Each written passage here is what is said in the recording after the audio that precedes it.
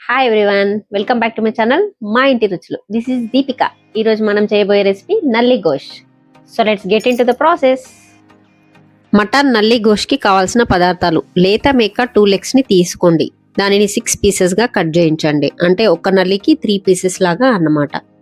తర్వాత 2 ఆనియన్స్, 3 టమాటాలు, 3 పచ్చిమిర్చి, కొద్దిగా కొత్తిమీర తీసుకోవాలి. పసుపు, ఉప్పు, కారం, గరం మసాలా, ధనియాల పొడి, మటన్ మసాలా, జీలకర్ర పౌడర్ తీసుకోవాలి. అల్లం వెల్లుల్లి పేస్ట్, ఒక బిర్యానీ ఆకు, చెక్క, 2 లవంగాలు, కొద్దిగా సాజీరా తీసుకోవాలి. ముందుగా కుక్కర్ని తీసుకొని అందులో 4 టేబుల్ స్పూన్స్ ఆయిల్ వేయాలి. అందులో ముందుగా చూపించిన మసాలాలు వేసి కట్ చేసిన ఆనియన్స్ను కూడా వేసి దూరగా వేయించాలి.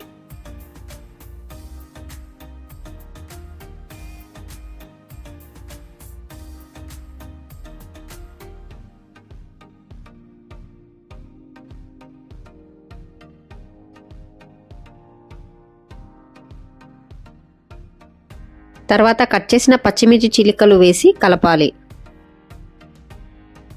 అందులో 1 టేబుల్ స్పూన్ అల్లం వేసి ఆనియన్స్ బ్రౌన్ కలర్ వచ్చేంత వరకు ఫ్రై చేయాలి.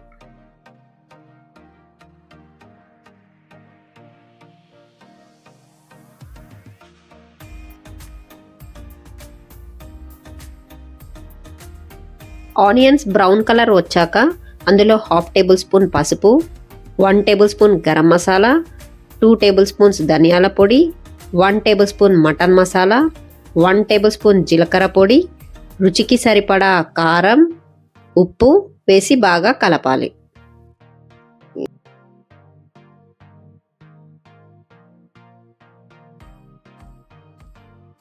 అందులో మటన్ నల్లి ముక్కలు వేసి సిమ్లో పెట్టి మసాలా అంతా ముక్కకు బాగా పట్టేంత వరకు ఒక 5 నిమిషాలు కలుపుకోవాలి.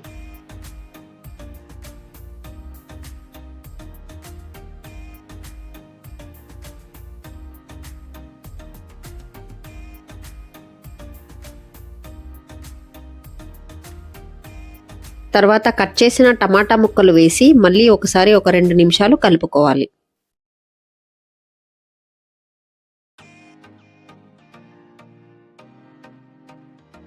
తర్వాత ముక్క మునిగేంత వరకు నీళ్లు పోసుకొని బాగా కలుపుకోవాలి.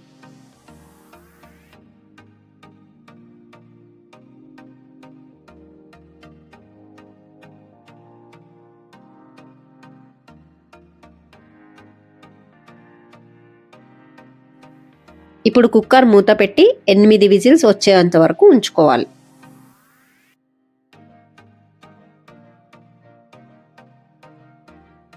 తర్వాత కుక్కర్ మూత తీసి నల్లి ఉడికిందో లేదో చెక్ చేసుకోవాలి. మటన్ ఒకవేళ ముదిరిందైతే 12 నుంచి 14 విజిల్లు పెట్టాలి.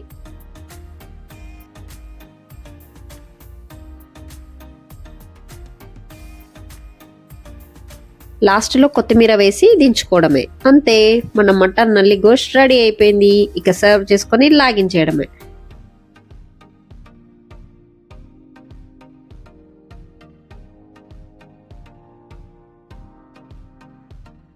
మన నల్లి గోష్ రెడీ అయిపోయింది. ఇక రుచి చూసేద్దామా?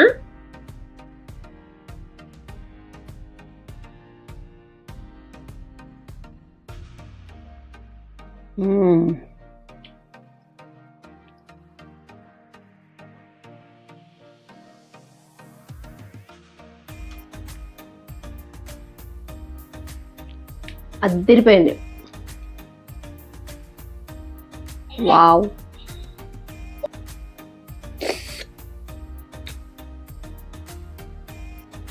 ఎంత మెత్తగా ఉడికిందండి. మస్ట్ అండ్ షుడ్ గా ట్రై దిస్ డిష్ అండి, డెఫినెట్ గా.